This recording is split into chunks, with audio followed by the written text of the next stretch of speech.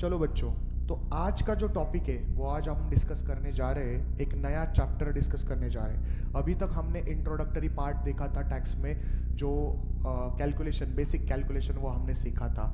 आज एक नया चैप्टर शुरू करने जा रहे हैं। चैप्टर का नाम है हाउस प्रॉपर्टी। ठीक है, इसको अपन शॉर्ट में लिखेंगे HP।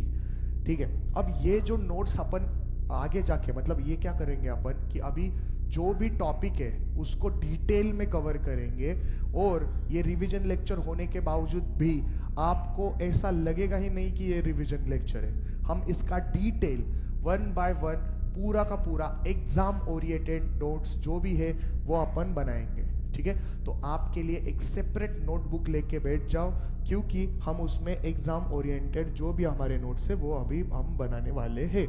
तो चैप्टर का नाम है बच्चों HP मतलब हाउस प्रॉपर्टी।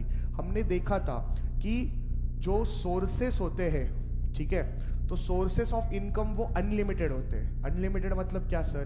देखो बच्चों, मैं ना किसी भी चीज से पैसा कमा सकता हूँ। ठीक है, अगर मैं यहाँ से बाहर गया, बाहर वड़ा पाव का ठेला लगाया, वहां से मैंने पैसा कमाया, ये एक सोर्स हो गया मेरा इनकम का। फिर मैं आगे गया, मैंने ताश के पत्ते खेले दोस्तों के साथ, उसमें बाजी लगाई, गैम्बलिंग की, उसमें पैसा कमाया, ये भी एक अलग हो गया। Sir, sources are unlimited but they are classified into the 5 heads. Okay, तो वो जो अनलिमिटेड सोर्सेस ऑफ इनकम है ना, उसको अपन 5 हेड में क्लासिफाई करते हैं, और उसमें ही अभी अपन शुरू करने जा रहे हैं HP का टॉपिक। HP एक हेड है। उन 5 हेड के नाम क्या, कौन से होते हैं बच्चों? पहला होता है HP, दूसरा होता है capital gain, salary, PGBP, house property. ये अपन ने बेसिक चैप्टर में ये कवर किया था। अभी अपन आज जो टॉपिक ले रहे हैं वो ले रहे हैं बच्चों HP का। तो HP का मतलब क्या? House property. सर, हमें एग्जाम ओरिएंटेड बताओ सर, इसका वेटेज कितना आता है, क्वेश्चंस कैसे आते हैं, हमें क्या क्या करना है इसके लिए। ठीक है, देखो बच्चों, ये जो HP है ना, इसका वेटेज लगभग, जो वेटेज आपको आएगा वो आएगा 6 मार्क्स के लिए। ठीक है, कितने मार्क के लिए आएगा? ये 6 मार्क के लिए आएगा। ठीक है, ये वेटेज कितने आएगा इसका? 6 मार्क के लिए आएगा। और इसको सिंगल क्वेश्चन आता है क्या सर? ये बहुत से बच्चे मुझे पूछते हैं, सर ये सिंगल क्वेश्चन में आता है क्या? बच्चों, इसके 2 प्रोबेबिलिटी होते हैं। कभी कभी क्या होता है, आपका इंस्टीट्यूट इसको इंडिपेंडेंट क्वेश्चन पूछता है, वो 6 मार्क के लिए पूछता है, या फिर टोटल इनकम नाम का एक क्वेश्चन आता है आपका, जो बड़ा क्वेश्चन होता है, उसमें इसके एडजस्टमेंट आपको पूछे जाते हैं। ठीक है, तो आपको ये समझ में आ गया एग्जाम ओरिएंटेड सर ये कितने मार्क का टॉपिक है। आपको ये समझ में आ गया कि अभी टॉपिक का नाम क्या है और इसमें हमें क्या सीखना है। अब क्या सीखना है बच्चों? देखो, एक एग्जाम्पल बताता हूं मैं। एक लड़का है, भोला भाला, ठीक है, इसके 2 घर है। एक घर है पुणे में, एक घर है सोलापुर में। ठीक है, अब ये जो सोलापुर का घर है उसने वो रेंट पे चढ़ाया है। क्या किया है?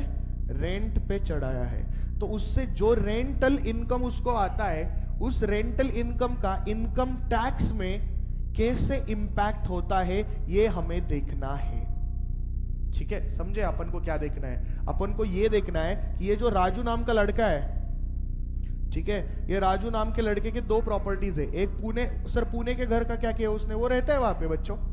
ठीक है सर, वो ये जो सोलापुर का जो है घर, उसका क्या होता है? इसको उसने चढ़ा दिया है रेंट पे। अब उसने रेंट पे चढ़ा दिया है और उस पे जनरेट हो रहा है अपन का इनकम।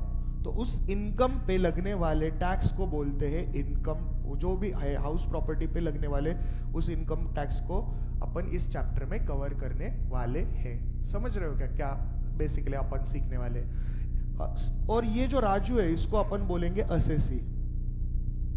असेसी, ठीक है, ये जो असेसी है ना, असेसी क्या करता है कि उसका, असेसी मतलब the person who is liable to pay tax, खत्म। ओके, असेसी क्या करता है, उसका एक हाउस प्रॉपर्टी रेंट पे चढ़ा देता है।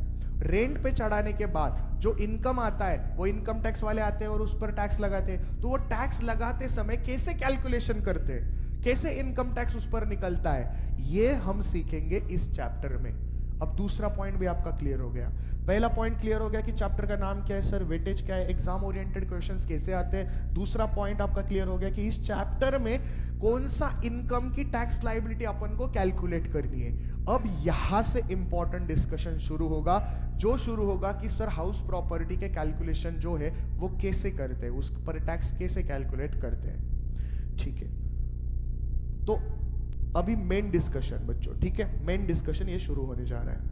अभी हाउस प्रॉपर्टी जो है हमारा चैप्टर, ठीक है, तो उसका जो सेक्शन है बच्चों, ये सेक्शन 22 से शुरू होता है। ठीक है, सेक्शन 22 से लेकर सेक्शन 27 तक हाउस प्रॉपर्टी चलता है। ओके, तो सेक्शन 22 से लेकर अपन को सेक्शन 27 तक क्या सीखना है, हाउस प्रॉपर्टी का इनकम जैसे कैसे टैक्स करते हैं वो कैलकुलेशन अपन को सीखना है। बच्चे यहां तक क्लियर है अपन का? ठीक है बच्चों, देखो किससे होता है पता है क्या, one by one, concept to concept अपन को अंडरस्टैंड करना है। ठीक है, एक मतलब अपन ने नाम सीखा, अब नाम के बाद उसका काम सीखा, अब यहां से कैलकुलेशन का पॉइंट अपन ने सीखेंगे। ये जो भी मिनट आप दे रहे हो, जो भी आप ये लेक्चर देख रहे हो, उसको पता चलना चाहिए कि भाई मैं क्या क्या सीख रहा हूं, और वैसे ही मेरे नोट्स बनने चाहिए। अब यहां से अपन को एग्जाम ओरिएंटेड वाले नोट्स बनाने बच्चों। ठीक है, देखो क्या होता है कि जो आपको प्रिंटेड नोट्स मिले हैं वो तो अपन रेगुलर बैच में अपन ने कवर कर लिया, वो तो क्या बहुत ढंग से अपन एक चीज की 10 बार प्रैक्टिस ले रहे हैं। ठीक है, ये लेक्चर जो भी पहली बार भी देखेगा ना, उसको ऐसा फील ही होगा कि सर ये रेगुलर लेक्चर चल रहा है। एक्चुअली हालांकि ये तो है एक फास्ट ट्रैक, एक रिवीजन लेक्चर, बट फिर भी अपन ये लेक्चर क्यों लेते हैं, क्यों एग्जाम के टाइम पे बार बार ऐसे लेक्चर लेते हैं, ताकि बच्चा पूरा का पूरा उस टॉपिक में क्लियर कट अंडरस्टैंडिंग हो जाए, उसको एक सेपरेट नोट्स उसके बना के उसके हाथ में बैठ जाए। ठीक है, मेरा ऐसा मानना है कि जो प्रिंटेड नोट्स है उसके अलावा जो बच्चा पढ़ाई करता है ना, उस टाइम पे ये जो नोट्स बनाता है ना, वो नोट्स वो ज्यादा रेफर करता है एग्जाम के टाइम पे, और वही नोट्स उसको हेल्प करते हैं। तो चलो अभी ज्ञान की बातें बस हो गई, सर आप सिखाओ। ठीक है बच्चों, अब चार्जिंग सेक्शन इसका कौन सा है बच्चों? चार्जिंग सेक्शन जो होता है जिसमें कैलकुलेशन का पार्ट बताया जाता है, वो सेक्शन है इसका सेक्शन 22। सेक्शन 22 ये चार्जिंग सेक्शन है किसका है बच्चों? एचपी का। ठीक है, चलो अभी आपन ने क्या सीखा, चलो वापस से रिवाइज, प्रॉपरली रिवाइज करेंगे। सेक्शन 22 से लेकर सेक्शन 27 तक ये हमारा प्रॉपर क्या होगा, एचपी का चैप्टर इसमें आएगा। उसमें से पहला जो सेक्शन है सेक्शन 22, ये क्या बोलेगा अपन को, ये चार्जिंग सेक्शन बताएगा अपन को। ठीक है, चलो आगे बढ़ते हैं बच्चों। चार्जिंग सेक्शन में क्या है, सेक्शन 22 क्या बताता है, अब इसका चार्ट बनाएंगे अपन। ठीक है, उसमें पहला कंडीशन है, assessee must be owner. Assessee कौन चाहिए बच्चों? ओनर चाहिए। कौन चाहिए असेसी? ओनर चाहिए। ओनर मतलब क्या है बच्चों, समझो मेरी बात। असेसी मस्ट बी ओनर मतलब, अब देखो ये राजू है, मैंने पहले ही बताया था राजू का घर एक घर कहां पे, पुणे में है, एक घर उसका सोलापुर में है। ठीक है, अब बच्चों देखो ये पुणे का घर है, ये सोलापुर का घर है। अब ये ऐसा समझो कि वो सोलापुर चला गया रहने के लिए, सोलापुर में वो रहता है, पुणे का घर उसने क्या दिया है, भाड़े पे दिया है। अब ये जो भाड़ा मिलता है, मतलब ये जो इनकम मिलता है उसको, ठीक है, उस पर इनकम टैक्स लगेगा। बट ये इनकम टैक्स तभी लगेगा अगर इस पुणे की प्रॉपर्टी का ओनर राजू होगा। समझ रहे हो इस बात को? अगर राजू उस प्रॉपर्टी का ओनर होगा तभी उससे जनरेट होने वाले इनकम पे इनकम टैक्स जो लगेगा वो सेक्शन 22 के अंदर हाउस प्रॉपर्टी के हेड में वो उसका कैलकुलेशन अपन करेंगे। समझा ये बात? ठीक है सर। ये कौन बोलता है? सेक्शन 22 बोलता है। क्या बोलता है? वो चार्जिंग सेक्शन है, वो बोलता है कि assessee must be owner. Okay, चलो सेकेंड पॉइंट बच्चों, सेकेंड पॉइंट बताओ। सेकेंड पॉइंट क्या है कि जो एनुअल वैल्यू है ना बच्चों, annual value of land, building and appurtenant दे, तो अपर टेनेंट देयर टो। ठीक है, अब ये क्या है ये मैं एक्सप्लेन करूंगा, डिटेल में एक्सप्लेन करूंगा। और तीसरा कंडीशन है property must not be used for own business. ठीक है, अब बच्चों देखो, ये annual value of land and building appertaining thereto, ये क्या है, ये एनुअल वैल्यू क्या होता है, ये इसका डिटेल डिस्कशन इसके बाद ही अपन करेंगे। ठीक है, इसका डिटेल डिस्कशन इसके बाद अभी करेंगे जस्ट, पर ये पॉइंट पे ध्यान दो अभी। Property must not be used for own business. Sir ये इसका मतलब क्या होता है, property must not be used for own business? देखो बच्चों, ये जो प्रॉपर्टी है उससे आपको रेंटल इनकम आ रहा है, वो प्रॉपर्टी अगर आप बिजनेस पर्पस के लिए यूज कर रहे हो ना, और उससे अगर आपको पैसा जनरेट हो रहा है ना, तो वो हाउस प्रॉपर्टी के हेड में टैक्सेबल नहीं होगा, वो होगा आपका पीजीबीपी के हेड में। मैं फिर से बात दोहराता हूं, अगर सपोज एक प्रॉपर्टी है, राजू के 2 घर है, ठीक है, एक पुणे में है और दूसरा वैसे ही सोलापुर में है। ठीक है, ये जो पुणे का जो घर है ना बच्चों, इस पुणे के घर में उसने क्या किया है कि ये रेंट पे नहीं चढ़ाया, उसने खुद का होलसेल का धंधा शुरू किया है। अब ये जो होलसेल के धंधे से जो भी पैसा आएगा ना बच्चों, तो ये हाउस प्रॉपर्टी के इनकम में टैक्सेबल नहीं होगा। सिंपल सी बात है भाई। क्यों होगा? हाउस प्रॉपर्टी के इसमें कब होता है, जब असेसी ओनर होना चाहिए और उसमें से आने वाला इनकम वो रेंटल इनकम होना चाहिए। क्या होना चाहिए? रेंटल इनकम होना चाहिए। फिर से सेक्शन कौन बताता है? सेक्शन 22। सेक्शन 22 क्या है? सेक्शन 22 चार्जिंग सेक्शन है। खत्म, फिनिश। ठीक है, आगे बढ़ते। अब सर आप बोलोगे सर वो एनुअल वैल्यू का बताओ ना, वही बताने जा रहा हूं बच्चों। अब कैलकुलेशन फॉर्मेट करके लिखना है आपको। सर कैलकुलेशन फॉर्मेट क्या है? देखो बच्चों, एक बात याद रखो, जैसे अकाउंट्स में आप फाइनल अकाउंट पढ़ते हो, फाइनल अकाउंट में ट्रेडिंग एंड P&L का आपको एक फॉर्मेट पढ़ाया जाता है। ठीक है, आप नन्हे मुन्ने 12वीं 11वीं 12वीं में आते हो, 11th कॉमर्स में, तब आपको ये पता होता है कि यार इसका फॉर्मेट कैसा होता है, फाइनल अकाउंट का फॉर्मेट कैसे होता है। उसी तरह हाउस प्रॉपर्टी के जो भी कैलकुलेशन बनते हैं ना बच्चों, उसका भी एक फॉर्मेट होता है। सर फॉर्मेट होता है मतलब, हाँ, बट लॉजिकल फॉर्मेट होता है, अपन उसको डिटेल में ध्यान से पढ़ेंगे। ठीक है, चलो उसका फॉर्मेट क्या है बच्चों, देखो। अब स्टार्टिंग GAV से अपन करते। GAV मतलब ग्रॉस एनुअल वैल्यू। ठीक है, x। सर ये एनुअल वैल्यू क्या है? वही पॉइंट है बच्चों, जो टैक्सेबल वैल्यू होती है ना, वो एनुअल वैल्यू होती है। ठीक है सर, ये एनुअल वैल्यू कैसे निकाली जाती है ये अपन आगे पढ़ेंगे। ठीक है, पहले एक फॉर्मेट है ना, वो अच्छे से लिख लो आप। GAV, ठीक है, उसमें से लेस करेंगे बच्चों अपन म्युनिसिपल टैक्सेस। अब ये जो म्युनिसिपल टैक्सेस है ना, इस पर इसके आगे लिखो एक्चुअली पेड बाय ओनर। अब ये जो म्युनिसिपल टैक्सेस है ना, इस पर मैं आपको ध्यान देना चाहता हूं। मतलब क्या होता है देखो, पहले अपन GAV कैलकुलेट करते हैं। GAV सपोज लेट से आपको एक एग्जांपल देता हूं, यहां पे GAV 1 लाख रुपए है। ठीक है, 1 लाख रुपए में आपको GAV आपने कैलकुलेट किया। सर कैसे कैलकुलेट किया वो हम आगे देखेंगे बच्चों। तो GAV में से अपन क्या माइनस करेंगे? Municipal taxes. अब ये म्युनिसिपल टैक्सेस होते क्या, ये समझो पहली बात। म्युनिसिपल टैक्सेस वो होते हैं कि जो आप पे करते हो गवर्नमेंट को हर साल। ठीक है, तो वो जो म्युनिसिपल टैक्सेस है ना, वो ओनर ने पे करने चाहिए, actually paid by the owner, तभी आपको उसका डिडक्शन मिलेगा। बट इसमें और एक ट्रिक है, इसमें और एक कंट्रोवर्शियल पॉइंट है। वो क्या पॉइंट है वो जब मैं म्युनिसिपल टैक्सेस कैलकुलेशन करेंगे ना तब मैं बताऊंगा, पर एक याद रखो, अभी बता देता हूं। चलो, म्युनिसिपल टैक्सेस में क्या होता है कि म्युनिसिपल टैक्सेस आपने पिछले साल के पे किए हो तो उसका डिडक्शन मिलता है क्या? मिलता है। करंट ईयर के पे किए हो तो मिलता है क्या? मिलता है। ठीक है सर, फ्यूचर के म्युनिसिपल टैक्सेस पे किए हो अभी तो मिलता है क्या? द आंसर इज मिलता है। ठीक है, बिकॉज म्युनिसिपल टैक्सेस अपन कितने एक्चुअली पे करते हैं उसका मिलता है। अब इसमें कंट्रोवर्सी क्या है वही मैं बताने जा रहा हूं कि सीएमए के मॉड्यूल में, सीएमए इंटर के मॉड्यूल में म्युनिसिपल टैक्सेस, जो फ्यूचर के म्युनिसिपल टैक्सेस आप पे करते हो ना, उसको वो लेते नहीं।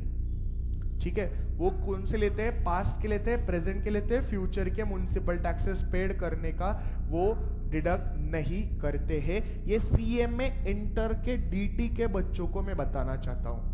सर फिर सीए इंटर डीटी में क्या होता है? बच्चों देखो, सीए इंटर डीटी में क्या कर रहे हो वो पता है क्या? वो पिछले साल के भी ले रहे, इस साल के भी ले रहे, अगर अगले साल के भी आप म्युनिसिपल टैक्सेस पे कर रहे हो तो वो भी वो डिडक्ट करते हैं। सर बट हमें ये बताइए, ये कंट्रोवर्सी छोड़ दीजिए, आप ये बताइए सर सही तरीका क्या है, एक्चुअल रियल लाइफ में क्या होता है? बिकॉज सीएमए इंस्टीट्यूट एक बता रहा है, सीए इंस्टीट्यूट एक बता रहा है, पर सर एक्चुअल मार्केट में जब हम टैक्स वो कैलकुलेशन करने जाएंगे तब हमें लेना क्या चाहिए? हमें सीए इंस्टीट्यूट को फॉलो करना चाहिए या सीएमए इंस्टीट्यूट को फॉलो करना चाहिए?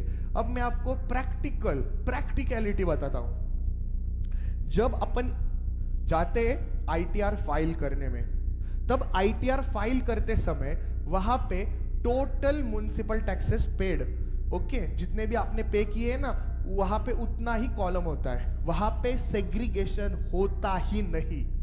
सर मतलब ये वो पूछते ही नहीं है कि ये जो आपने 10,000 सपोज म्युनिसिपल टैक्सेस पे किए हैं, इसमें से कितने पिछले साल के हैं, पास्ट ईयर के हैं, कितने करंट ईयर के हैं और कितने फ्यूचर के हैं। समझे? मतलब एक्चुअल मार्केट में तो अलग ही चल रहा है, यस, मार्केट में अलग ही चल रहा है और इंस्टीट्यूट का अलग ही चल रहा है। सर फिर हमें किसको फॉलो करना चाहिए? देखो सीए इंस्टीट्यूट वालों, आपकी मेथड मैंने आपको बताई, आपके मॉड्यूल में क्या होता है ये मैंने आपको बताया। सीएमए वाले बच्चों, आपको भी मैंने अलग से बताया है कि सेपरेट क्या होता है आपके इसमें। आपको फ्यूचर की वैल्यू नहीं लेनी है, सीएमए वालों को, सीए वालों को लेनी है। टोटल पिछले साल का भी पेड है तो भी माइनस करना है, इस साल का पेड है तो भी माइनस करना है, अगले साल का है तो भी माइनस करना है। सीएमए वालों को पिछले साल का है माइनस करना है, इस साल का है माइनस करना है, अगले साल का है माइनस नहीं करना है, खत्म। ठीक है, आपको आपके मॉड्यूल के हिसाब से चलना है। बिकॉज क्या होता है, आपके जो पेपर आते हैं, क्वेश्चन पेपर आते हैं, तो उसमें जो सजेस्टेड आंसर्स होते हैं वो आंसर्स मॉड्यूल को रेफर करके ही बनाए जाते हैं।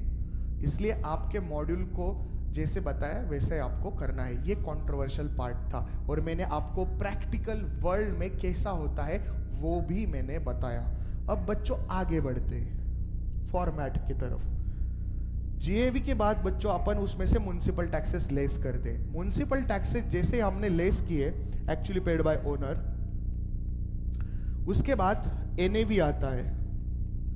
ठीक है, एनएवी होता है, इसमें से ये जो माइनस किए वो जो बचता है उसको एनएवी बोलते हैं। अब इसमें दो डिडक्शन अपन को इनकम टैक्स देता है। कौन सा है वो डिडक्शन? वो आता है अंडर सेक्शन 24। कौन से? Under section 24। देखो अभी तक हमने देखा बच्चों, सेक्शन 22 वो था चार्जिंग सेक्शन। ठीक है, किसका? हाउस प्रॉपर्टी का। ठीक है, अब सेकेंड सेक्शन इंपॉर्टेंट आया है, सेक्शन 24, जो बोलता है डिडक्शन। क्या बोलता है बच्चे? डिडक्शन हाउस, आपको हाउस प्रॉपर्टी के फॉर्मेट में डिडक्शन कौन सा मिलेगा? ये मिलेगा आपको सेक्शन 24 के अंडर। दो डिडक्शन आपको मिलेंगे। पहला डिडक्शन मिलेगा बच्चों आपको 24A, जो होगा आपका स्टैंडर्ड डिडक्शन, जो होगा स्टैंडर्ड डिडक्शन। ठीक है, और उसके बाद होगा बच्चों आपका 24B, वो होगा interest on borrowed capital. Interest on borrowed capital. ठीक है, अब उसके बाद बच्चों जो बचता हुआ है वो होगा आपका इनकम फ्रॉम हाउस प्रॉपर्टी, और ये इनकम पे लगता है बच्चों आपको टैक्स। समझा? एक नंबर। चलो वापस से जीएवी देखो, यहां पे ठीक है, पहला स्टेप क्या है अपन का, जीएवी अपन लेते हैं, उसके बाद उसमें से लेस करते हैं म्युनिसिपल टैक्सेस, उसके बाद बच्चों अपन लेते हैं एनएवी, ठीक है, एनएवी आने के बाद उसमें से 2 डिडक्शन माइनस करते हैं, स्टैंडर्ड डिडक्शन और 24B के under interest on borrowed capital, ठीक है। अब ये स्टैंडर्ड डिडक्शन कितना होता है, इंटरेस्ट ऑन बोरोड कैपिटल कितना होता है, ये जीएवी क्या होता है, एनएवी कैसे आता है, म्युनिसिपल टैक्सेस का कैलकुलेशन कैसे करते हैं, ये सब आपने सीखा, आपने हाउस प्रॉपर्टी का चैप्टर सीख लिया, समझा। इसीलिए मैं आपको पहले फॉर्मेट लिखा के देता हूं, मतलब आपको एक अंदाजा आ जाए कि भाई इस चैप्टर में अपन को सीखना क्या है, समझे, बात समझ रही है। चलो तो जीएवी अब लेंगे अपन, एक एक को उठा के पटक देंगे और अपन सीखेंगे। चलो पहला अपन उठाते हैं, क्या उठाने का, जीएवी। सर जीएवी क्या होता है बताओ, ठीक है। अब अपन दूसरा यहां पे लिखेंगे, लेट्स कैलकुलेट जीएवी, ठीक है, टाइटल देंगे जीएवी। अब जीएवी होता क्या है सुनो, GAV is a very funny concept, GAV बहुत ही मतलब कैलकुलेट कैसे होता है देखो, बहुत ही मजा आता है जीएवी कैलकुलेट करने में, ठीक है। तो जीएवी अपन कैलकुलेट करेंगे, जीएवी होता है, जीएवी इज हायर ऑफ बच्चों, इसमें 2 पार्ट होते हैं, ठीक है, इज हायर ऑफ 2 पार्ट, पहला आरईआर और यहां पे होगा एक्चुअल रेंट,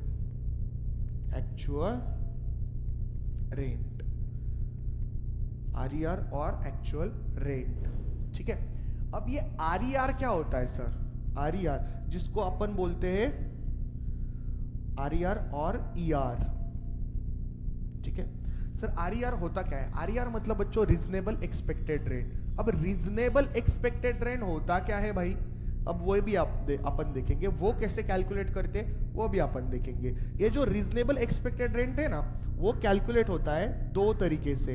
ये अपन लेते हैं हायर ऑफ, ठीक है, हायर ऑफ म्युनिसिपल वैल्यू और फेयर रेंट, खत्म, सिंपल। म्युनिसिपल वैल्यू और फेयर रेंट, इन दोनों में से जो भी हायर है वो बन जाता है हमारा रीजनेबल एक्सपेक्टेड रेंट, खत्म। क्या बन जाता है, रीजनेबल एक्सपेक्टेड रेंट।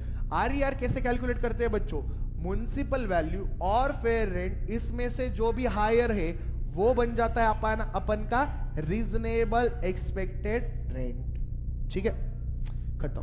अब सर इसको अपन को एक्सप्लेन करके बताओ ना, यस बच्चा, ऐसे ही अपन आगे नहीं जाएंगे। अब आरईआर देखो यहाँ पे, ठीक है, आरईआर देखो, ये आरईआर है। ये आरईआर कैसे बनता है, अपन ने देखा था म्युनिसिपल वैल्यू है सपोज 1 लाख रुपीज,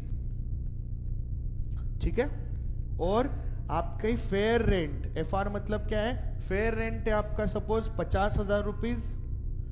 अब ये जो आरईआर होता है ये इन दोनों में से क्या होता है, हायर होता है, तो यहां पे आरईआर आएगा हमारा 1 लाख रुपीज, समझे, क्या आएगा 1 lakh rupees, because RER is always higher of 1 and 2। Sir ये 1 and 2 कौन है, ये 1 और ये 2, समझा क्या, ओके डन, ठीक है। चलो आगे बढ़ते हैं। अब साथ साथ में अपन ये भी सीख रहे हैं, अपन का बिफोर एग्जाम का जो चार्ट है वो भी बना रहे हैं, मतलब ये बहुत ही बढ़िया डेडली कॉम्बिनेशन है। ये लेक्चर देख डाला मतलब हाउस प्रॉपर्टी आपको पूरा का पूरा समझ डाला, समझा क्या भाई, समझा क्या बेटू, ठीक है। चलो अब आरईआर अपन ने देखा, आरईआर इज डन, ठीक है। अब आगे बढ़ते, actual rent. Sir actual rent और एक्चुअल रेंट रिसीवेबल ये क्या होता है, मतलब देखो रिसीव्ड, एक्चुअल रेंट रिसीव्ड और बेटा एक्चुअल रेंट रिसीवेबल, ये क्या होता है समझो, इस बात को समझते हैं अपन। देखो एक्चुअल रेंट और एक्चुअल रेंट रिसीवेबल ये क्या होता है, देखो अब सपोज चंदू नाम का एक लड़का है, बड़ा ही प्यारा होनहार लड़का, चंदू नाम का लड़का। तो चंदू ने क्या कांड किया, उसने ना अपना एक घर है पुणे में, ठीक है, उसका चंदू का घर उसने वो भाड़े पे चढ़ा दिया। अब वहां पे रहने आया एक राजू नाम का लड़का। राजू ने क्या कांड किया, राजू बोला कि चंदू सेठ देखो ना सेठ, मेरे पास अभी पैसे नहीं है, मैं क्या करूंगा, आपको है ना 1 महीना होने के बाद आपको 100% पे करूंगा, ठीक है। अब चंदू अपना बेचारा भोला भाला, चंदू बोला ठीक है भाई। अब राजू ने क्या कांड किया, राजू ने महीना होने के बाद उसको पेमेंट दे दिया। आप सोचोगे नहीं दिया, नहीं नहीं दिया, राजू भी बहुत हराम खोर है। अब आगे सुनो, आगे राजू ने क्या कांड किया, राजू ने उसको चंदू को पैसा दे दिया, चंदू खुश, चंदू का भरोसा जीत लिया। अब चंदू उस पर भरोसा रखने लगा। चंदू बोला यार Raju is the man of his words, okay. अब राजू ने क्या कांड किया, राजू बोला कि चंदू के पास जाके बोला कि चंदू सेठ सुनो ना, अब ये साल भर वो वहां पे रहा और साल के लास्ट के 3 महीने रहे बचे थे। तब राजू चंदू के पास जाके बोल रहा है, ये देखो राजू चंदू के पास जाके बोल रहा है सेठ सुनो ना, बहुत अर्जेंट मुझे कुछ पैसे की जरूरत है, तो 3 महीने का लमसम पेमेंट मैं आपको 3 महीना होने के बाद दे देता हूं। अब इससे पहले चंदू का भरोसा राजू ने जीत लिया था, तो चंदू बोला भाई ठीक है मान लेते तेरी बात, तू क्या कर उतना मुझे पेमेंट ईयर के एंड में दे दे।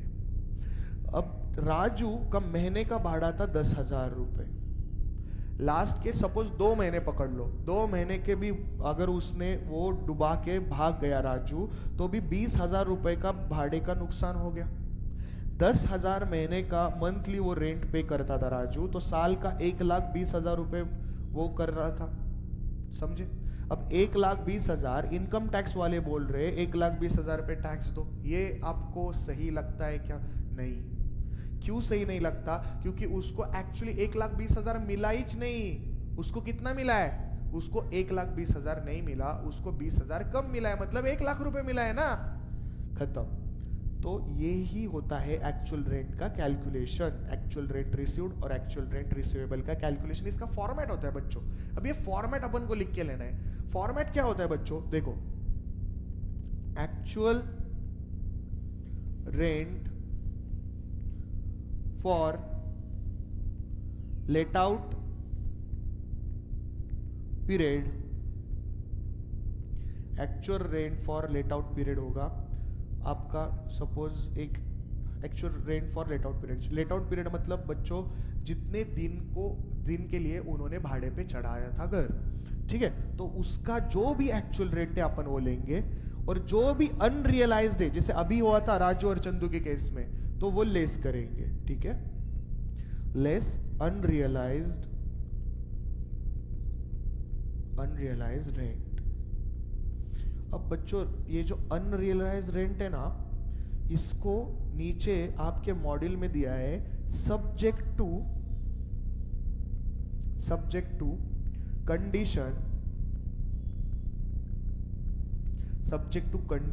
ऑफ रूल 4, ठीक है, subject to condition of rule 4। बच्चों ये एक बात ध्यान से सुनो, ठीक है, अपन को क्या करना है, मॉड्यूल का जो भी इलस्ट्रेशन है वो सारे के सारे इलस्ट्रेशन सॉल्व कर रहे हैं। मतलब मुझे बाकी की जगह का पता नहीं है, बट बहुत सारे टीचर्स ऐसा करते हैं कि वो क्या करते हैं कि भाई अपना एक मॉड्यूल बनाते हैं, उसमें क्या करते हैं वो सिर्फ अपने इजी प्रॉब्लम्स डालते हैं और उसको वो सॉल्व करते हैं। अपन को वैसा नहीं करना। अपन को क्या करना है बच्चों, अपन को पूरा चैप्टर होने के बाद है ना, पूरा चैप्टर का नोट्स बनाने के बाद अपन को इजी से लेकर डिफिकल्ट लेवल तक सारे के सारे इलस्ट्रेशन अपन के मॉड्यूल के पूरे कवर करने हैं। उसके बाद क्या करना है, उसके बाद बच्चों अपन को एमटीपी सॉल्व करना है, एमटीपी आरटीपी के प्रॉब्लम सॉल्व करने। बच्चों अगर आपने इतना भी कर लिया, पास पेपर, एमटीपी, आरटीपी और मॉड्यूल के सारे क्वेश्चंस, तब भी आपका पूरा कंसेप्चुअल क्लैरिटी हो जाएगा, ठीक है। और एडिशनल जो भी प्रॉब्लम्स है वो तो हम लेंगे ही, ठीक है। तो जो भी एक्चुअल रेंट है उसमें से अनरियलाइज्ड रेंट माइनस करेंगे, जो बचा है वो आएगा आपका एक्चुअल रेंट रिसीव्ड, सिंपल, ठीक है। ठीक है, अब ये जो सब्जेक्ट टू कंडीशन 4 क्या बोलता है पता है क्या? सब्जेक्ट टू कंडीशन 4 बोलता है, ये लिखना है अपन को, ये एक एजम्पशन बोलता है। क्या बोलता है? एक एजम्पशन बोलता है। सर इस पर क्वेश्चन आता है क्या? सब्जेक्ट टू 4 रूल 4 ये क्या है? ऐसा एग्जाम में पूछते? नहीं पूछते। सर ये लिखना होता है? नहीं लिखना होता है। ये क्वेश्चन में अगर दिया जाता है कि वो जो अनरियलाइज रेंट है ना वो सब्जेक्ट टू रूल 4 है, अगर है तो माइनस करने का, ठीक है। सो उसका एजम्पशन क्या होता है वो लिखेंगे अपन अंडरस्टैंडिंग के लिए। वो बोलता है tenancy bonafide. Sir tenancy bonafide क्या होता है सर? इसको एक्सप्लेन करो ना। टेनेंसी बोनाफाइड मतलब बच्चों एक बात समझो कि एग्रीमेंट होना चाहिए। एग्रीमेंट होना चाहिए मतलब क्या? अभी आप देखते हो कि कभी कभी आप पीजी में रहते हो, ठीक है, तो कई कई जगह पे क्या होता है कि वो 11 महीने का आपसे एग्रीमेंट बना के लेते हैं। कभी कभी आप फ्लैट पे रह रहे हो और वहाँ पे जो ओनर है वो क्या कर रहा है आपसे, वो पूरे 11 महीने का क्या कर रहा है, वो आपसे एग्रीमेंट बनवा रहा है, तो उसको बोलते हैं टेनेंसी बोनाफाइड। ये बोनाफाइड होना चाहिए, मतलब वो कॉन्ट्रैक्ट एग्रीमेंट आपके पास होना चाहिए। ये खत्म। ये अपन के इनकम टैक्स के रिलेटेड का कुछ है ही नहीं है, इसको कैलकुलेशन में पूछा नहीं जाता, ठीक है। और दूसरा होता है इसमें सब्जेक्ट टू रूल 4 का condition, all legal formalities to file a suit has been done. अब ये क्या होता है सुनो। अब जो चंदू का घर था, उस चंदू के घर पे राजू रह रहा था, 2 महीने का भाड़ा विदाउट देखे वो भाग गया। अब उसने legal formalities to file suit has been done, मतलब उसने लीगल फॉर्मेलिटीज लेने चाहिए, तभी आपको वो अनरियलाइज रेंट माइनस करने को मिलेगा। मतलब केस फाइल करना कि वो विदाउट भाड़ा देके भाग गया, ये सब ऐसा वही झमेला, ठीक है। अब ये हो गया हमारा चार्ट क्रिएट, ठीक है, जिसमें एक साइड को अपन ने लिखा है एक्चुअल रेंट रिसीव्ड और रिसीवेबल, दूसरे जगह पे आरईआर। आरईआर कैसे निकलते हैं वो अपन ने लिख लिया है, ठीक है। ये इन दोनों में का जो हायर होगा वो होगा अपना एक्सपेक्टेड रेंट। अपन को क्या करना है, जीएवी निकालना है। जीएवी क्या होता है, इन दोनों में से हायर अपन लेंगे और वो होगा अपना आरईआर। तो आरईआर और एक्चुअल रेंट को अपन कंपेयर करेंगे, उन दोनों में से जो हायर होगा वो होगा अपना जीएवी, ठीक है। सर इसमें और एक कोई कंसेप्ट है क्या? कंसेप्ट है बच्चों। अब ये आरईआर जब हम कैलकुलेट करते हैं ना तब होता है एक स्टैंडर्ड रेंट का एंट्री। सर स्टैंडर्ड रेंट क्या होता है? अब सुनो मेरी बात, ठीक है। स्टैंडर्ड रेंट मतलब बच्चों क्या होता है कि एक रूल होता है कि इस एरिया में इतना स्टैंडर्ड रेंट होना चाहिए, ठीक है। अब ये रूल बुक के हिसाब से जो स्टैंडर्ड रेंट बनाया जाता है वो स्टैंडर्ड रेंट आपको उसको कंपेयर करना होता है एक्सपेक्टेड रेंट से, ठीक है। स्टैंडर्ड रेंट को अपन कंपेयर करेंगे और ये जो एक्सपेक्टेड रेंट निकला है, सपोज एक एग्जांपल, एक्सपेक्टेड रेंट को अपन 3 मार्क करते हैं, ठीक है। म्युनिसिपल वैल्यू को 1 मार्क करते हैं, इसको 2 मार्क करते हैं, 1 और 2 का हायर होगा 3, जो होगा अपना एक्सपेक्टेड रेंट। अब ये जो एक्सपेक्टेड रेंट है ना, इस स्टैंडर्ड रेंट को 4 मार्क करते हैं। ये इन दोनों का क्या होता है, लोअर होता है। मतलब क्या होता है, standard rent is a lower of, sorry, standard rent जो होता है उसको अपन 4 मार्क करेंगे, ठीक है। ये गिवन होता है क्वेश्चन में, हमेशा गिवन होता है। और अपन क्या करेंगे, ये 3 और 4 को कंपेयर करेंगे और इसमें से जो भी लोअर होगा ना, लोअर ऑफ 3 एंड 4, ये बनेगा बच्चों आपका रीजनेबल एक्सपेक्टेड रेंट।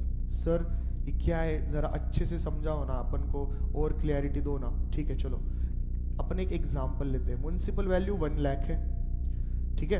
अपना फेयर रेंट है वो है अपना 50,000, ठीक है। अब इसका एक्सपेक्टेड रेंट क्या बनेगा बच्चों, एक्सपेक्टेड रेंट इन दोनों में से हायर होगा बच्चों, क्या होगा 1 लाख, ठीक है। अब ये आ गया 3, ठीक है। अब स्टैंडर्ड रेंट आपको गिवन होगा, स्टैंडर्ड रेंट है समझो अपन का 1.5 लाख, ठीक है। 1.5 लाख स्टैंडर्ड रेंट है, आपका एक्सपेक्टेड रेंट कितना है 1 लाख। अब इन दोनों का लोअर लेना है अपन को, इन दोनों का लोअर कौन है 1 लाख, तो 1 लाख ही आपका क्या होगा GAV। सर अगर यहाँ पे 11 लाख होता तो कितना होता अपन का GAV? GAV अपन का होता 1.5 लाख, समझे, क्योंकि अपन को लेना है 3 एंड 4 में से लोअर स्टैंडर्ड रेंट, ठीक है। तो वो हो जाएगा अपना रीजनेबल एक्सपेक्टेड रेंट। सर ये रीजनेबल एक्सपेक्टेड रेंट जो अपन यहाँ पे देखा है अपन ने कि 1 लाख और 1.5 लाख, अब यहाँ पे मैंने मॉडिफाई किया है ये, ठीक है। इसमें से जो भी अपन लोअर है वो लेंगे अपन का GAV। अब इसमें क्या होगा GAV? लोअर 1 लाख, ठीक है। पर अगर सर क्वेश्चन में दिया है 50,000 का एक्चुअल रेंट, तो क्या होगा? तो और भी आसान है, अपन का जो रीजनेबल एक्सपेक्टेड रेंट निकल गया है वो निकला है 1 लाख रुपीज, उसको एक्चुअल से कंपेयर करेंगे, ठीक है। RER और एक्चुअल से कंपेयर करेंगे, उसमें से हायर लेंगे। हायर कितना है? 1 लाख ही होगा फिर, ठीक है। एक फुल फ्लेश प्रॉब्लम ले लो ना सर, हमें समझने आने के लिए, ठीक है। चलो बच्चा, म्युनिसिपल वैल्यू है सपोज एक एग्जांपल 1 लाख रुपीज, ठीक है। आपको फेयर रेंट दिया है क्वेश्चन ने 50,000 रुपीज। अब आपको लेना है एक्सपेक्टेड रेंट। एक्सपेक्टेड रेंट जो भी होगा ना बच्चा, वो 1 लाख और 50,000 का हायर होगा। 1 लाख और 50,000 में हायर क्या होता है बच्चों? 1 लाख रुपीज, ठीक है। अब ये हो गया आपका एक्सपेक्टेड रेंट। एक्सपेक्टेड रेंट को हमेशा स्टैंडर्ड रेंट से कंपेयर करना पड़ता है। स्टैंडर्ड रेंट है सपोज 50,000 रुपीज, अपन को क्या लेना है इन दोनों में से? लोअर लेना है। लोअर मतलब क्या करना है? Lower of 3 and 4। Reasonable expected rent we will compare it with the standard rent. Always remember, expected rent we will always compare with the standard rent and always take the lower side, ठीक है। अब expected rent 1 lakh है, standard कितना है? 50,000। 50,000 मतलब standard है और आपका तो 1 लाख है। इतना स्टैंडर्ड से आगे का आप नहीं ले सकते, इसलिए अपन क्या लेंगे? लोअर। लोअर क्या है इसका? 50,000। तो 50,000 GAV बनेगा क्या? नहीं, ये बनेगा RER, ठीक है। RER बन गया 50,000। एक्चुअल से कंपेयर करेंगे, एक्चुअल है सपोज 70,000, तो एक्चुअल और RER में से अपन क्या लेंगे? हायर लेंगे। और हायर को कितना है? हायर यहाँ पे 70,000, खत्म। तो GAV कितना लेंगे अपन? 70,000। समझा? ये इतना सारा झंझट आपको करना पड़ता है एक GAV निकालने के लिए, ठीक है। समझा? सर हमारा प्रैक्टिस लो ना, और प्रैक्टिस लो, क्योंकि हमें वो समझ में नहीं आता है, ठीक है। चलो बच्चों और एक प्रैक्टिस के लिए प्रॉब्लम लेते हैं। चलो, म्युनिसिपल वैल्यू है सपोज एक एग्जांपल 2 लाख रुपीस। आपका फेयर रेंट है सपोज 3 लाख, ठीक है। आपका अब एक्सपेक्टेड रेंट जो निकलेगा वो क्या निकलेगा? इनमें से हायर 1 and 2 में हायर कौन है? 3 लाख, तो 3 लाख, ठीक है।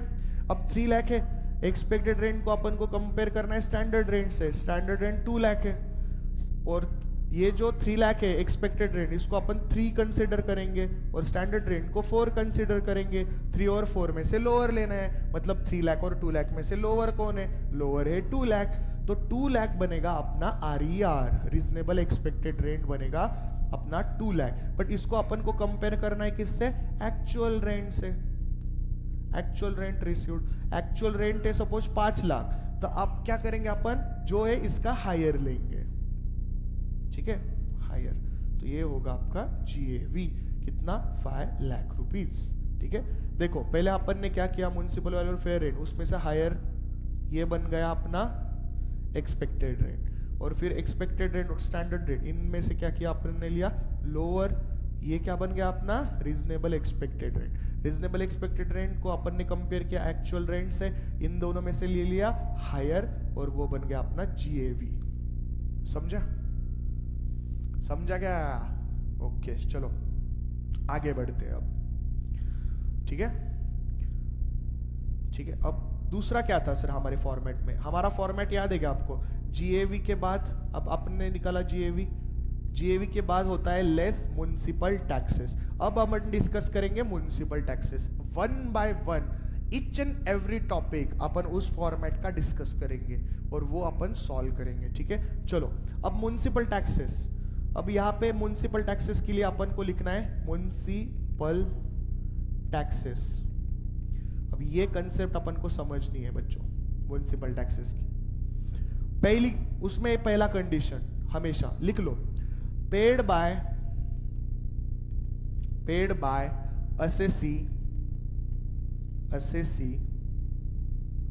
assessee not by tenant।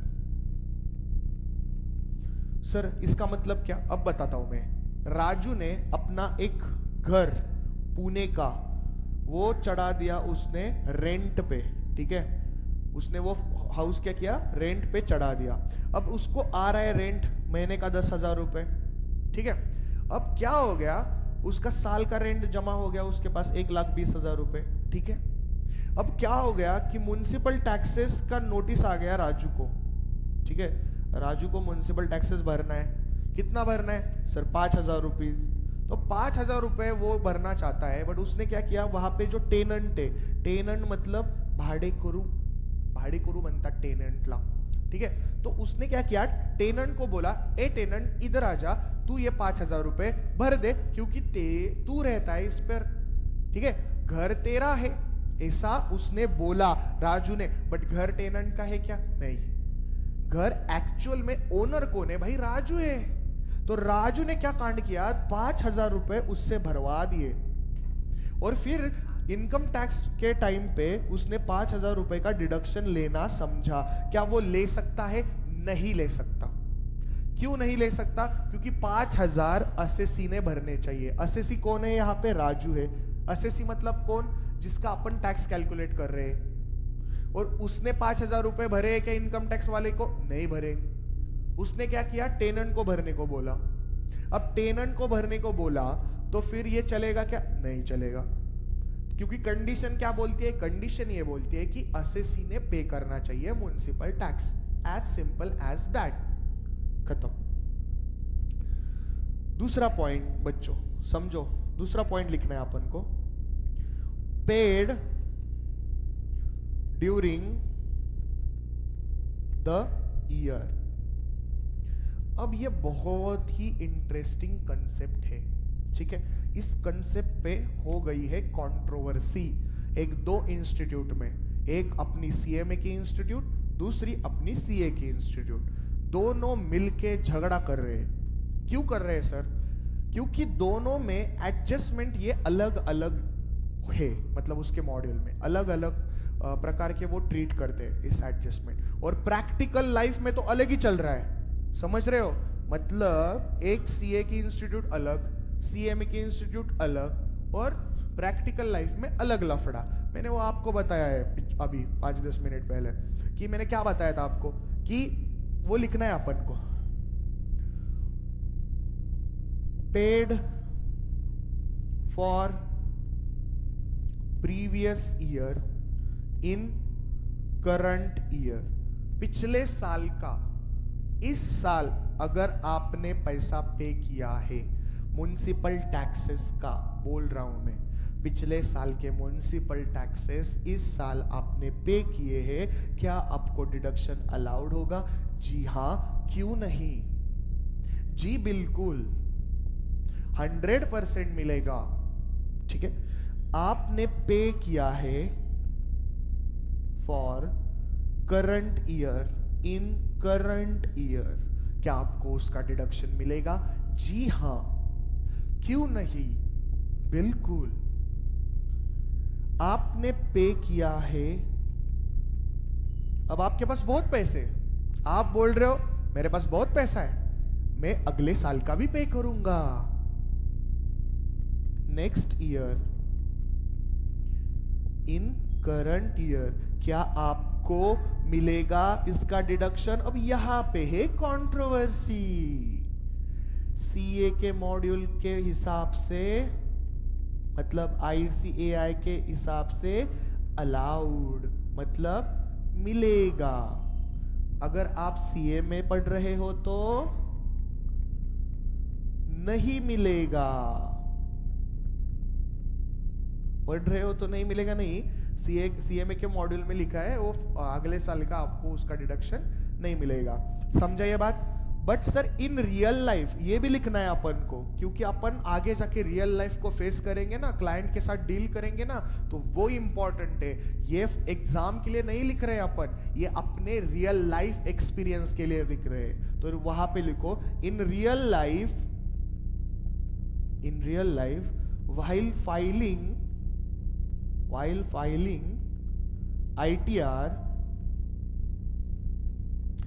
filing ITR, they don't ask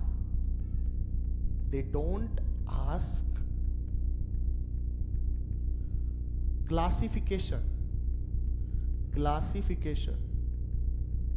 ये अपने रियल लाइफ के डीलिंग के लिए है। या अपन कल जाके देखो, अब कैसा होता है कि सीए का बच्चा होता है, वो सीएमए के बच्चे के साथ बैठा होता है और वो जो हाउस प्रॉपर्टी का प्रॉब्लम सॉल्व कर रहे होते हैं, और होता क्या है पता है क्या, कि म्युनिसिपल टैक्सेस का एक एडजस्टमेंट आता है, ठीक है। तो वो बोलता है कि नहीं यार, हमारे इंस्टीट्यूट के मॉड्यूल के हिसाब से तो बोला है कि फ्यूचर का जो भी असेसी ने पे किया है म्युनिसिपल टैक्सेस वो अलाउड नहीं है। अब सीए का बच्चा बोलता है नहीं नहीं, हमारे यहाँ पे तो अलाउड है बोला है, ठीक है। अब इन दोनों की कंट्रोवर्सी में होता क्या है कि वो दोनों बैठते हैं एक जगह पे और बोलते हैं कि साला ये छोड़ दे, ठीक है, तेरे इंस्टीट्यूट बोलती है अलाउड है, मेरी इंस्टीट्यूट बोलती है नहीं अलाउड है, वो सब ठीक है।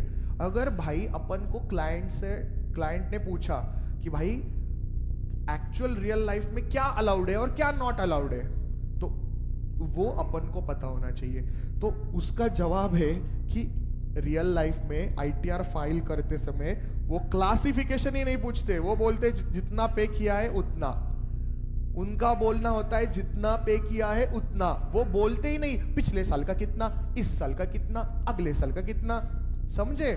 मतलब वैसे देखा जाए तो सीए के जो मॉड्यूल में जो है वो सही है, क्योंकि वो अगर पूछते ही नहीं है तो मैं कितने भी साल का पे करूं, मुझे उसका डिडक्शन अलाउ होना चाहिए।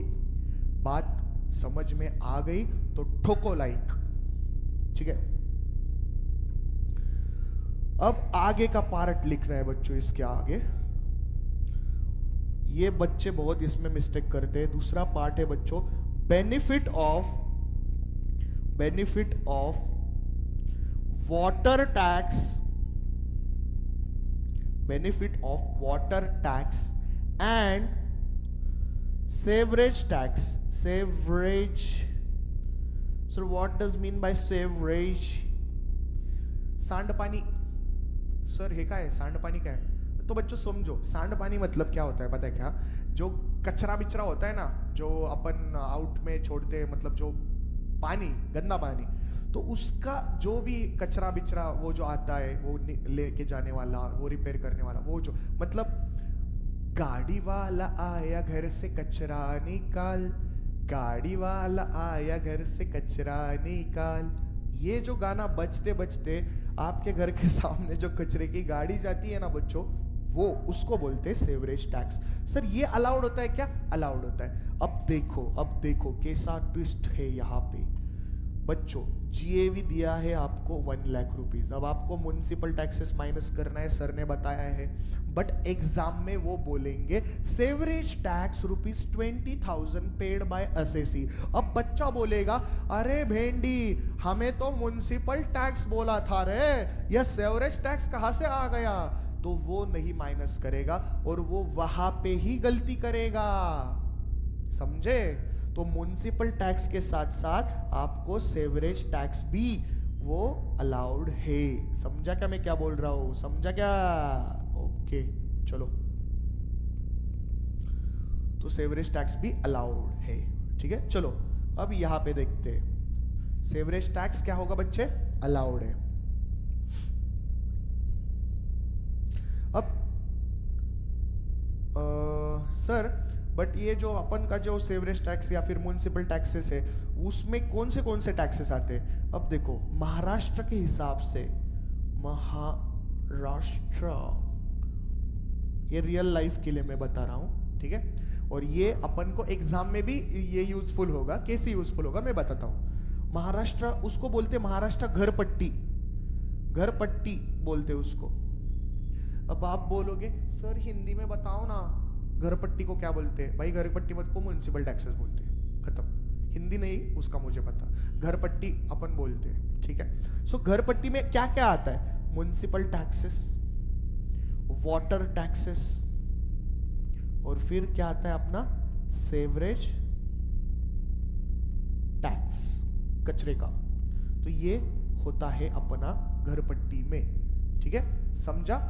चलो अब इसके आगे बच्चों, ठीक है, एडजस्टमेंट, अपन इंपॉर्टेंट एडजस्टमेंट डिस्कस करेंगे म्युनिसिपल टैक्स की। म्युनिसिपल टैक्स एडजस्टमेंट,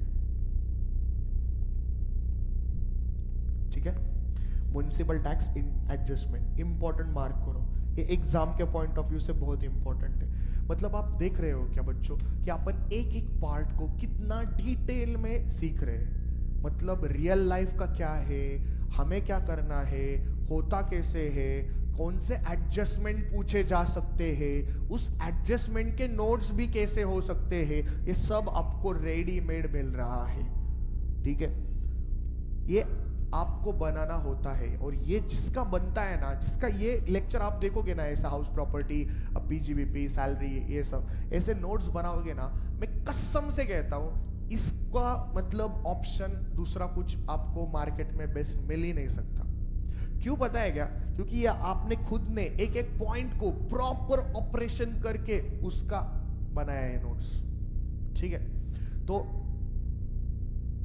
समझो, जो अपना इंपॉर्टेंट टॉपिक्स है, इंपॉर्टेंट पॉइंट्स है, वो आपके नोटबुक में होगा ही, ठीक है। चलो आगे बढ़ते हैं। अब इसमें एडजस्टमेंट क्या आता है, देखो ये लिखना है हमें, वो एडजस्टमेंट भी लिखना है।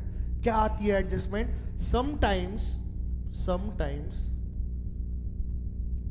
they give percentage, ठीक है, sometimes they give percentage, then take percentage of municipal value and not GAV। मतलब क्या?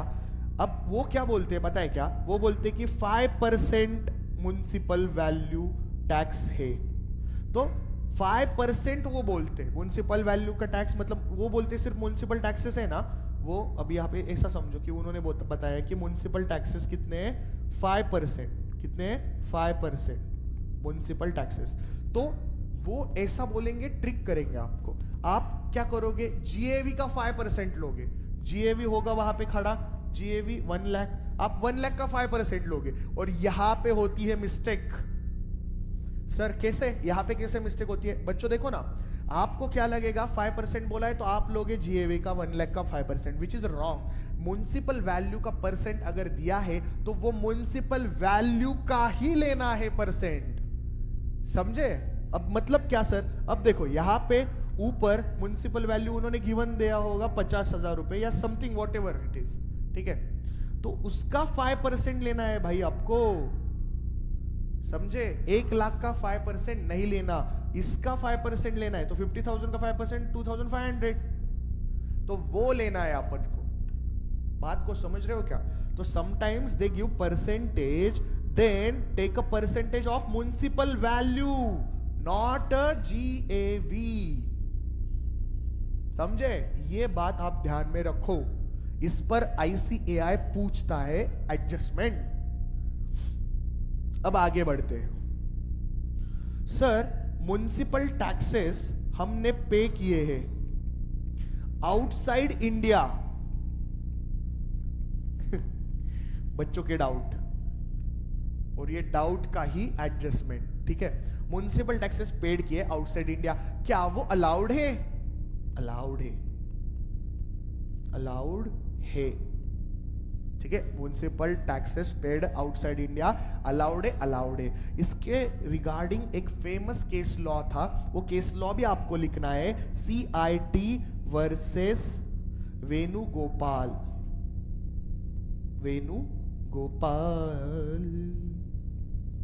सीआईटी वर्सेस वेणुगोपाल, ठीक है। अब बच्चों हमने चार्जिंग सेक्शन अभी आज के लेक्चर में हमने पढ़ाया, ठीक है। चार्जिंग सेक्शन में हमें 3 बातें पता चली कि पहला, असेसी क्या होना चाहिए भाई? ओनर होना चाहिए। दूसरा, हमें एनुअल वैल्यू कैसे कैलकुलेट करनी है वो हमने पढ़ा। फिर से अभी रिवाइज करेंगे क्योंकि मुझे आप पर भरोसा ही नहीं कि आपको annual value, gross annual value calculation जमा है। कैसे निकालते रहे जीएवी, कैसे निकालते सर? जीएवी के लिए ना दो पार्ट करो, एक करो आरईआर, दूसरा करो सर एक्चुअल रेंट। ठीक है, आरईआर में सर करो आप फिर से दो पार्ट। आरईआर में दो पार्ट क्या? म्युनिसिपल वैल्यू और फेयर रेंट। इसमें से लो हायर, जो हायर है वो होगा आपका एक्सपेक्टेड रेंट, और एक्सपेक्टेड रेंट आपको मिल गया तो उसको कंपेयर करो अपने स्टैंडर्ड रेंट से। स्टैंडर्ड रेंट और एक्सपेक्टेड रेंट में से लोअर वाला ले लो, तो वो बनेगा सर आपका रीजनेबल एक्सपेक्टेड रेंट। और रीजनेबल एक्सपेक्टेड रेंट को एक्चुअल रेंट से कंपेयर करो, और इन दोनों में से ले लो हायर वाला, फिर ये बनेगा अपना जीएवी। समझे? खत्म। तो ये जीएवी ये देखा हमने। और बाद में क्या देखा बच्चों? अपन ने देखा कि उस प्रॉपर्टी में बिजनेस नहीं होना चाहिए। उस प्रॉपर्टी में क्या होना चाहिए? वो प्रॉपर्टी आपने भाड़े पे देना चाहिए। ठीक है, और municipal taxes paid by owner, मतलब हमने जीएवी निकालने को सीखा। उसके बाद अपन ने म्युनिसिपल टैक्सेस का एडजस्टमेंट लिया। उसके बाद हमने एनएवी देखा। एनएवी नहीं सीखा सर, एनएवी नहीं सीखा। अरे बच्चे, एनएवी क्या होता है? जीएवी में से म्युनिसिपल टैक्सेस माइनस करोगे तो एनएवी आएगा। अब आएंगे आपके 24A और 24B के डिडक्शन। उसमें से 24A होता है स्टैंडर्ड डिडक्शन। क्या होता है वो? Standard deduction. अब ये जो स्टैंडर्ड डिडक्शन होता है ना बच्चों, ये क्या होता है? ये हमेशा याद रखो, ये 30% ऑफ एनएवी होता है। ये क्या होता है बच्चों? ये 30% ऑफ एनएवी होता है। 30% ऑफ एनएवी मतलब जितना भी एनएवी आएगा, सपोज 1 लाख का एनएवी आ गया है, ठीक है, ये कितना हो गया? हाँ 1 लाख। तो 1 लाख का 30% जो भी निकलेगा वो होगा आपका स्टैंडर्ड डिडक्शन। मतलब सर स्टैंडर्ड डिडक्शन फ्लैट देते हैं क्या? Yes. Flat 30% on NAV? Yes. समझा? समझा, बिल्कुल समझा। ठीक है, चलो अगर सपोज 50,000 रुपए आता एनएवी, तो स्टैंडर्ड डिडक्शन कितना लेते अपन? 30%। सर कितना होता? 15,000। तो 24A भी अपन को समझा। अब सिर्फ बचाए 24B, वो होता है आईओबीसी। आईओबीसी मतलब क्या? Interest on borrowed capital. घर बनाने के लिए आपने लिया था कर्जा, अब उस कर्जे को आपको मतलब इंटरेस्ट पे कर रहे हो उस कर्जे पे, और यहां से उस वही घर को भाड़े पे भी चढ़ाया है, तो भाड़ा भी आता है, आप उसका कर्जे का इंटरेस्ट भी पे करते हो, और आप गवर्नमेंट को बोलते हो कि इसमें मेरी की इनकम ही नहीं हो रही है ना, सारा जो पैसा है वो तो बैंक को जा रहा है। तो इसका सॉल्यूशन आईओबीसी, मतलब इसका डिडक्शन कितना मिलता है, क्यों मिलता है, प्रैक्टिकल लाइफ में उसका एक्सपोजर क्या है, ये अपन आईओबीसी के सेक्शन में सीखेंगे। ये अगले लेक्चर में अपन पढ़ेंगे। ठीक है, आशा करता हूं कि आज जो मैंने पढ़ाया है वो आपको अच्छे से समझ में आया होगा। जो भी कंट्रोवर्शियल पार्ट है सीए और सीएमए इंस्टीट्यूट का, वो भी मैंने आपको हाईलाइट करके बताया, ये बहुत लोगों को पता नहीं होता है। ठीक है, वो भी मैंने आपको बताया है। हमने रियल लाइफ एक्सपीरियंसेस भी देखे हैं कि कैसे कैसे उसको हैंडल करना, म्युनिसिपल टैक्सेस क्या होते हैं, ऐसे वैसे, तो वो सारी चीजें अपन ने देख ली है। तो अगले लेक्चर में मिलेंगे बच्चों, और आगे का जो सेक्शन है वो कवर करेंगे। जाते जाते मेरी इच्छा है आप एक विजुअलाइज करो कि हमने जो सेक्शन पे गौर फरमाएंगे अपन ने। ठीक है, तो पहला जो सेक्शन हमारे जिंदगी में आया था हाउस प्रॉपर्टी में, वो था सेक्शन 22। ठीक है, सेक्शन 22 चार्जिंग सेक्शन। उसके बाद आया सेक्शन 24। अभी 24 के अंदर दो sub section, 24A standard deduction, 24B अपना आईओबीसी। समझा? ठीक है, चलो अगले लेक्चर में मिलते हैं बच्चों। Goodbye, take care. ठीक है।